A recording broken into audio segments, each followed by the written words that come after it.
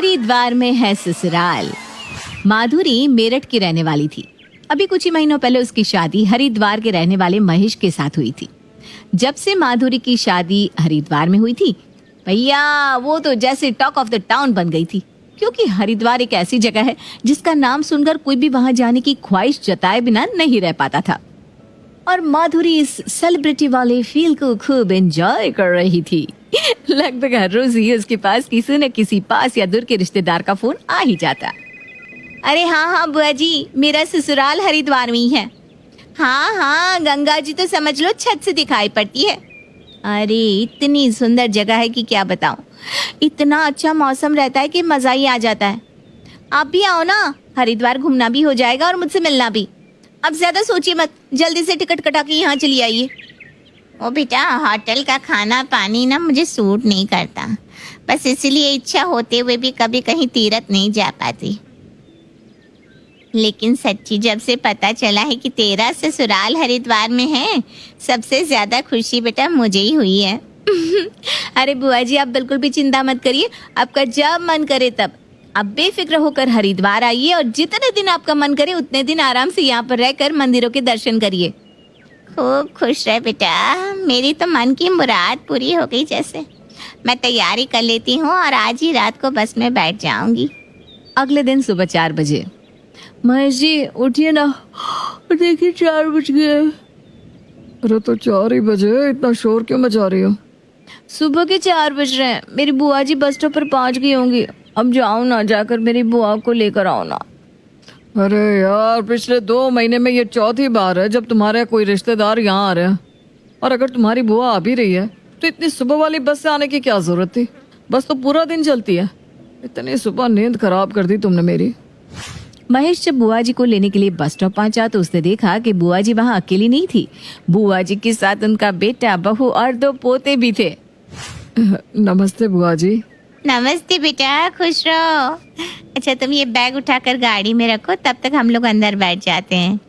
बुआ की बात सुनकर बेचारा महेश बड़े बड़े 3 बैग उठाकर गाड़ी की डिक्की में डालता है और बाकी सबको गाड़ी में बिठाकर घर पहुंच जाता है। माधुरी, तुम तो कह रही थी कि तुम्हारी बुआ आने वाली है, लेकिन यहाँ तो बुआ अपना पूरा खानदान लेकर आई है। अरे कहने का मतलब क्या है आपका? कोई आ रहा है तो उसे आने से मना कर दूं क्या मैं? अरे मेरे कहने का वो मतलब नहीं है माधुरी, लेकिन अचानक से 5-5 लोगों के रहने का इंतजाम करना मुश्किल हो जाता है ना। ऊपर से तुमने पहले से बताया भी नहीं कि तुम्हारा कोई रिश्तेदार यहाँ आने वाला है।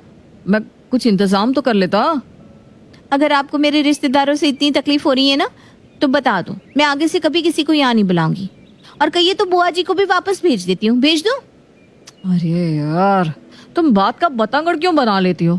जो मैं कहना चाह रहा हूँ वो तुम समझती नहीं हो। खैर छोड़ो, मेहमान आ गए, अब उनके लिए चाय नाश्ते का इंतजाम करो।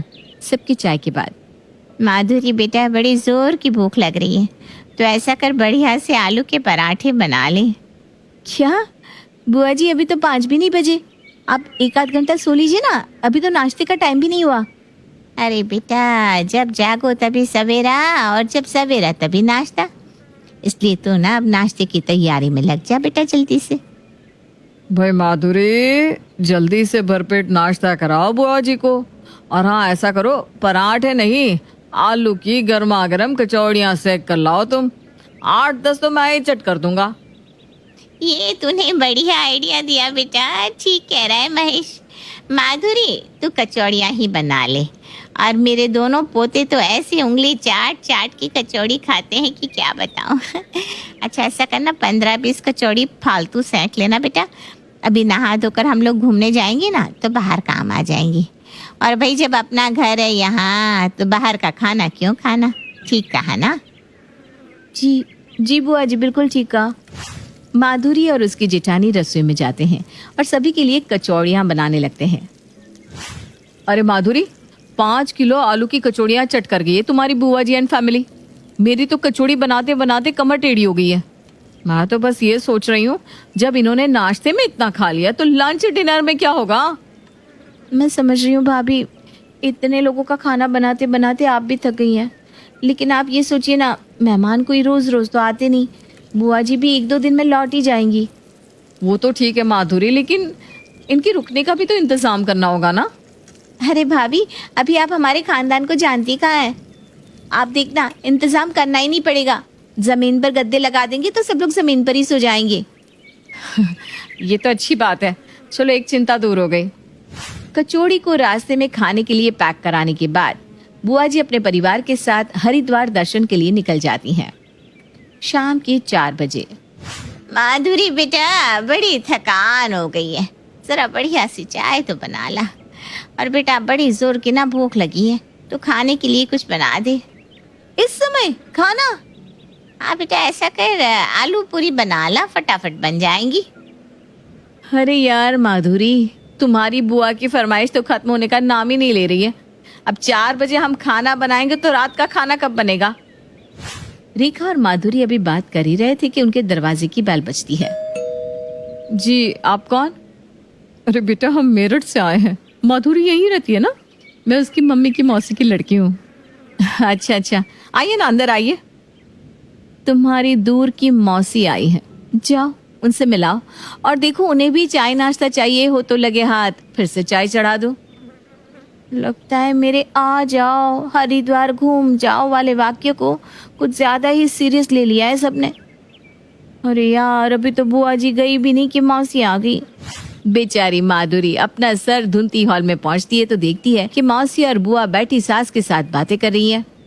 बहन जी, पहले तो हमारे यहाँ ना बेटी के घर का पानी भी नहीं पीते थे, लेकिन आजकल उन पुरानी परंपराओं को निभाना बड़ा मुश्किल हो गया है। इसलिए अब हम लोग ना बेटियों के घर जाकर खा पी तो लेते हैं, लेकिन लौटते समय उन्हें पैसे देकर जाते हैं ताकि हमारे ऊपर कोई भार ना चढ़े। क्या बुआ जी पैसे देकर जाने वाली है? खैर, कहीं होटल में रहती तब भी तो उन्हें खर्च करना ही पड़ता, वही पैसे मुझे देकर जाएंगी तो उसमें उनका कोई नुकसान भी तो नहीं है। बुआ जी और मौसी जी जो पैसे देकर जाएंगी उसमें से आधे पैसे मैं भाभी को दे दूंगी। आखिर उन्होंने भी सबकी सेवा करने में कोई कसर नहीं छोड़ी। बेचारी एक टांग पर खड़े होकर काम में लगी हुई है। रात को सबके खाना खाने के बाद, बेटा देखिए, फोल्डिंग बेड पर तो मुझसे सोया नहीं जाता। मैं और तेरी मौसी ना तेरे कमरे में सो जाते हैं, और मेरे रवि की तो कमर में दर्द रहता है, वो भी बेटा नीचे नहीं लेट पाएगा। हाँ अच्छा, रवि अपने फैमिली के साथ रेखा के कमरे में सो जाएगा। 1-2 दिन के लिए तुम लोग एडजस्ट कर लेना। रेखा और माधुरी दोनों के कमरों पर बुआ जी के परिवार ने कब्जा कर लिया था। बेचारी रेखा और माधुरी अपने पति के साथ तकिया और चादर लेकर हॉल में आ गई थी। क्या कह रही थी तू? नीचे बिस्तर लगा देंगे और सब लोग उसी में एडजस्ट कर लेंगे। हो गया एडजस्ट? अब अपने घर में हमें एडजस्ट करना पड़ रहा है। आप चिंता मत करो ना भाभी, 2 दिन हो गए हैं। मुझे लगता है कल तक तो बुआ जी वापस चली ही जाएंगी। मौसी और बुआ को तो जैसे पिकनिक स्पॉट मिल गया था।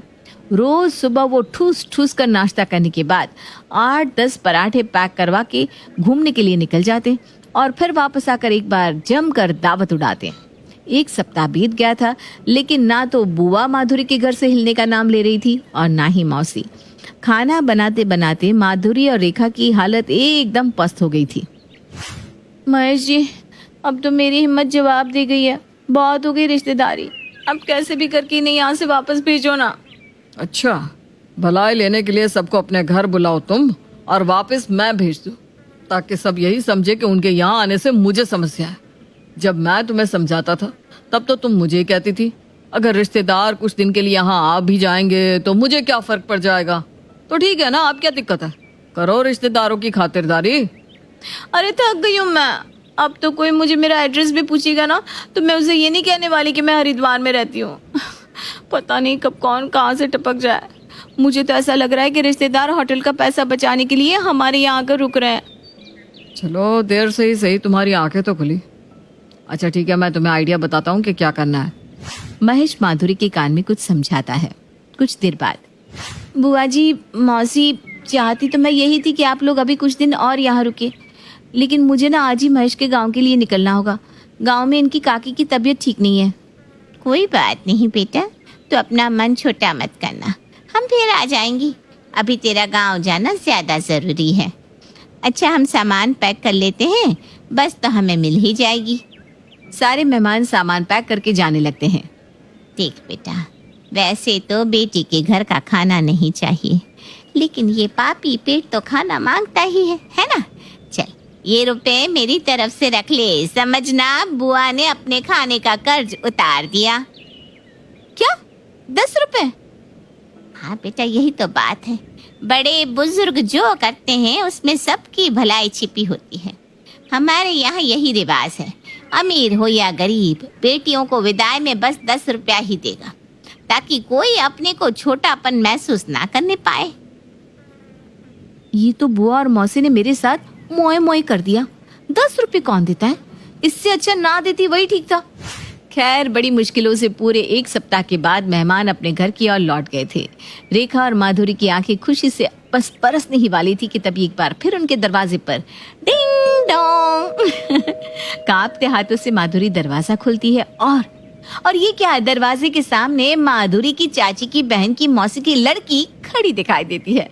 और फिर इसके आगे की कहानी तो आप जानती ही हैं। काफी समझदार हैं आप।